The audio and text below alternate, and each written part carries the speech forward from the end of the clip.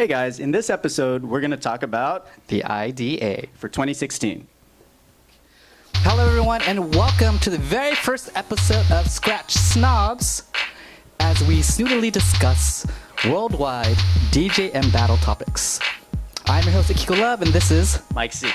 As we said before, we're reviewing the IDA, specifically Scratch-only competition. This is great. I'm so excited to see all the new competitors worldwide duke it out at this level. Mike, before we get into the meat of it, do you have any thoughts? This battle is interesting because it's an online battle, and I think it's really cool. I think there's a good side and a bad side to it. So the good side is, when you go to any live battle, there's always just a lot of shit to deal with as a competitor. Like, it's not necessarily your equipment. That turntable you're using might have a broken pitch control. You might not be used to the fader. Like, all this stuff, in addition to the, live performance aspect of it where, you're trying not to choke and you got to do what you've been practicing all this time for. It all comes down to that 90 seconds or whatever. So I think it's good in that this format, this online at-home format, it's good in that we can get the best possible performance out of each person, without any excuses, or excuses isn't the right word, without all this extra stuff to deal with that comes with a live battle. Kind of on the flip side of that, I think it takes away from some of the dopest parts of a live battle. I mean, crowd reaction, winning over the people and all that. So there's good and bad to it. There's already plenty of live battles out there, so it's neat to see something different.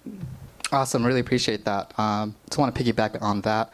Yeah, I definitely feel that it's nice. The competitors have the comfort of homes and have the comfort of using their own equipment, and again, having the comfort to choose their best take to show to everyone. Yeah, exactly. Yeah, just the best performance possible from them. Right on. Okay, so we want to get right into it. I want to give a shout out to all the worldwide competitors. I'm going to go introduce their names and their country where they're representing, and if I butcher your DJ name, I sincerely apologize. So we're going to go right ahead. This is not listed in any particular order. I just got the order how they were issued on the IDA official YouTube site. So the first video name that they had up is Vazi from Poland, Yoke from Portugal, Wondercat from Canada, Vix from Mexico, Tsuyoshi from Japan, TPK from Finland, Table Turnsmore from the UK and Ireland, Subway, Australasia. We're gonna edit that. S-Trix from Germany, RTA from Brazil, Rial from Venezuela, Lena from Japan, a bonus entry, Prolifics from the USA, Marvel representing Greece, Jose Rodriguez from Spain, Fasker from Italy, S-Red from China, Crumb from Austria, Chell from Russia, B-Pass from France, and Antioch from Chile, Kartezki, thank you, Kartezki. I hope. Kartezki from Belgium, and Havana, Dominican Republic. What's up, Havana? Big shout out again. These competitors went out duked it out. This is definitely a world-class competition. I saw a lot of great things. Before we talk about the semifinalists who did move on, the top 5, do you want to talk about any of those competitors? I just think it's funny that Akiko probably butchered a lot of DJ names, but at least nailed the Japanese names. I tried. Akiko's Maybe. Japanese, Maybe I didn't. So hopefully you get that right. No. Okay, so for the top 5, congratulations to Vazi from Poland, Prolifics from the USA, Rena from Japan, Tsuyoshi from Japan, and Fasker from Italy. All right, so we want to get right into it. Who impressed us? Who we feel Let's move on to the finals and eventual winner. So before we get into that, let's discuss just initial impressions. Yeah.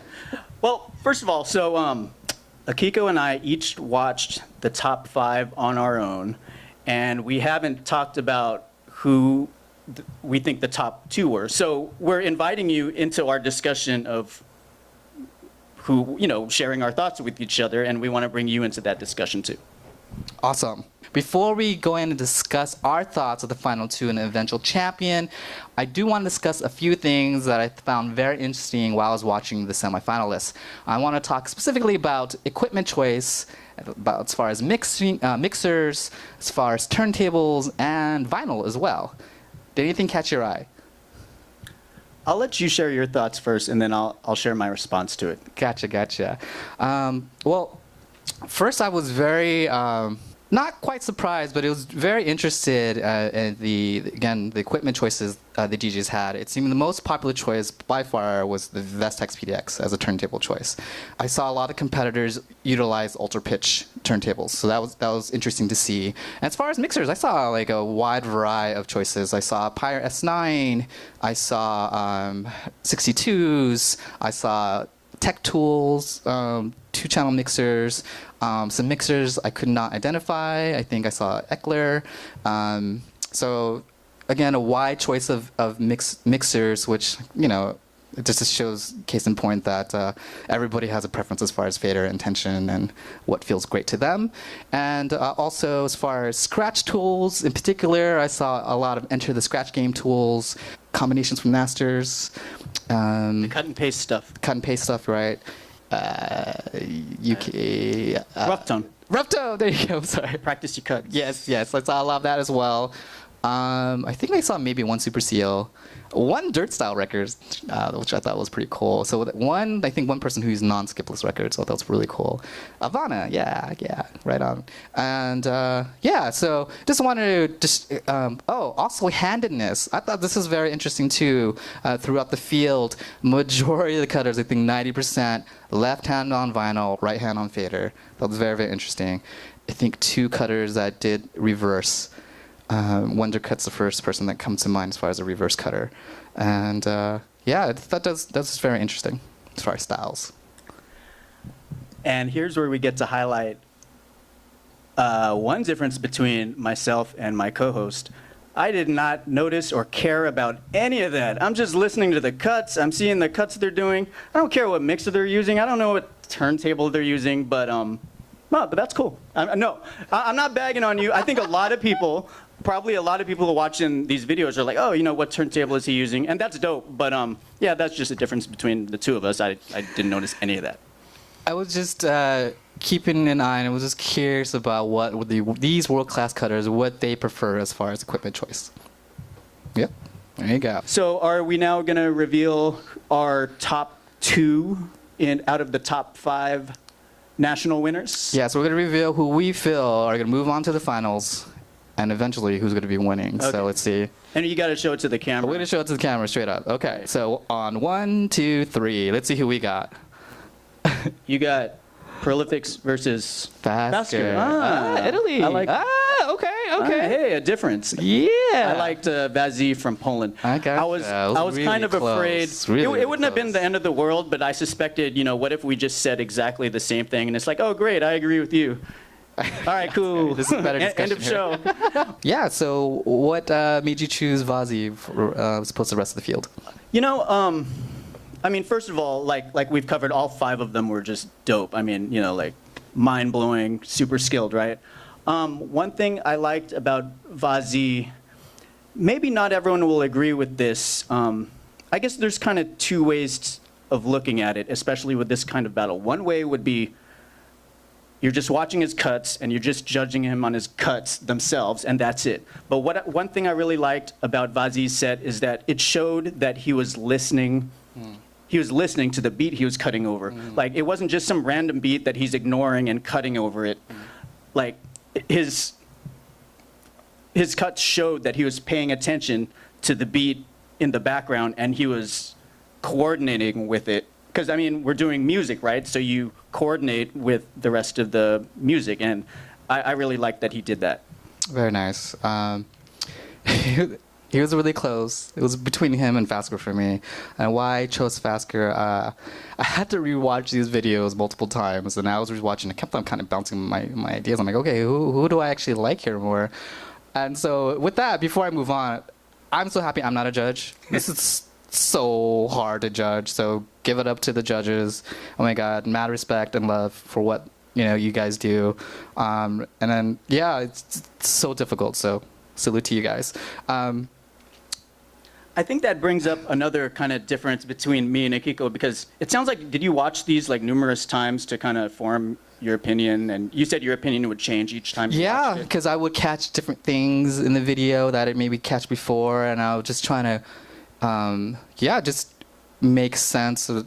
Just wanted more information and more data. I'm like, okay, let me rewatch. And I know you were saying this is an interesting point, that in live battles you only get to watch it once. Yeah, right? see, when I watched it, I did the opposite. I just watched each guy one time and exactly one time, because all you get in that live experience is a first impression, and that's it. That's true. So, That's true.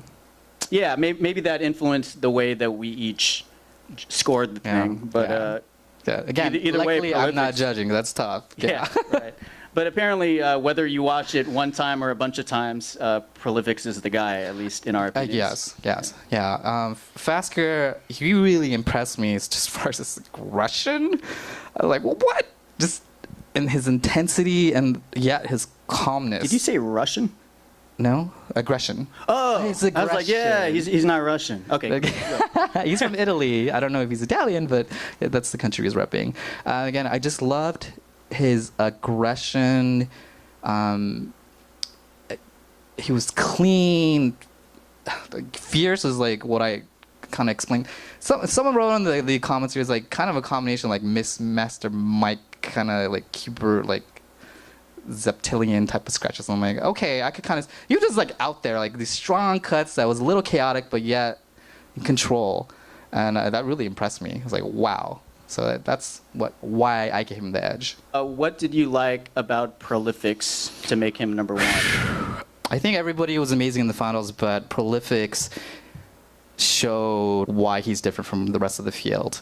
I was just amazed. The control, the phrasing, just the wordplay. I thought it was very well put together, and the variety and range of skill sets he showed, as far as fatalist cuts and the Euro cut, and of course, a very complex technique, kind of rubs. I was just blown away. And in addition to, again, the phrasing, he was just going so beautifully with the samples, and it sounded like I was listening to a track. It was like, wow. Yeah. That's what caught me. Yeah, I mean, Prolifics is just always on point. I mean, clean, technical, a lot of variation. I think one thing that really sets Prolifics apart from others is the first time I saw him cut, I kind of described him to myself as like a combination of Pickles and Skratch perverts. Because Skratch perverts were known for doing really unusual like techniques and different technical stuff in addition to the music itself, and I feel like Prolifics brings a lot to that. And he's cited both of them as influences, so I guess he agrees to some extent. It shows, yes. And we'd love to hear who your top two were. I mean, yeah, we want to hear your opinions too. Yeah. All right. Okay. Hey. Yeah. Okay. Now you try at closing the show. Easy. Hey, thanks for watching our first episode of Skratch Snobs. Did you do it? Yeah? Okay. Please like, comment, share on our YouTube channel. Spread the love, and we'll see you next time.